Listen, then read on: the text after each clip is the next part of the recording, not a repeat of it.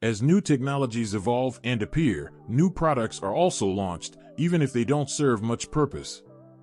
In today's video, we'll see one such case, where even after the launch of the R35S in July 2023, the R36S was launched 4 months later. But is this justifiable? And I'll also explain why the comparison between them is meaningless, so let's get started.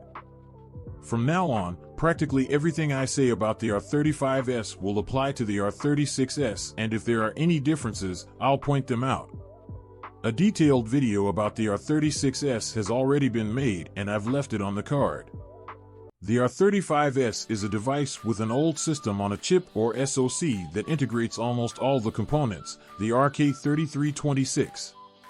It features a Cortex-A35 CPU with 4 cores and 4 threads operating at a frequency between 1.3 GHz and 1.5 GHz, giving it a score of 62 in single-core and 250 in multi-core on Geekbench. The GPU has 2 cores with a performance of 21.4 GFLOPS on 650 MHz and has the following benchmark scores.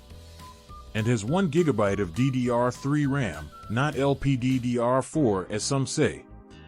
This translates into this emulation capability, but with caveats. Basically, for SNES FX and 3D PS1 games at around 60 FPS, PSP 2D is almost always playable, but for PSP 3D games it needs frameskip. On the N64 and Dreamcast, they're almost always playable for simple games. However, considering the scores, specifications, and description of the R35S, we can analyze the accuracy of the information about its performance on retro and modern consoles while showing some gameplays.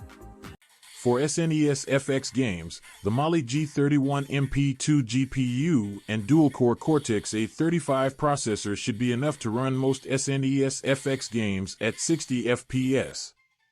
Performance in PlayStation 1 3D games can be variable.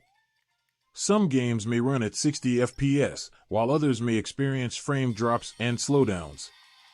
Moving on to the PSP, most 2D games should be playable on the R35S, but may present performance problems in complex games. PSP 3D games will probably need frameskip to run smoothly. And on the N64 and Dreamcast, performance on N64 games will be variable. Games that are easier to emulate, such as Mario Kart 64 and Super Mario 64, should be playable. More complex games, such as GoldenEye 007 and The Legend of Zelda: Ocarina of Time, may present performance problems.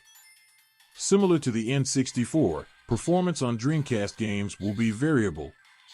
Games that are easier to emulate, such as Sonic Adventure and Crazy Taxi, should be playable.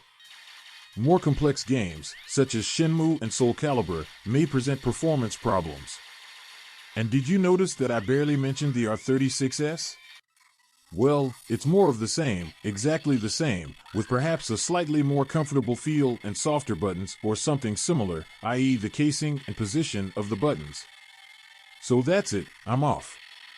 Thanks for watching, consider subscribing and see you in the next video.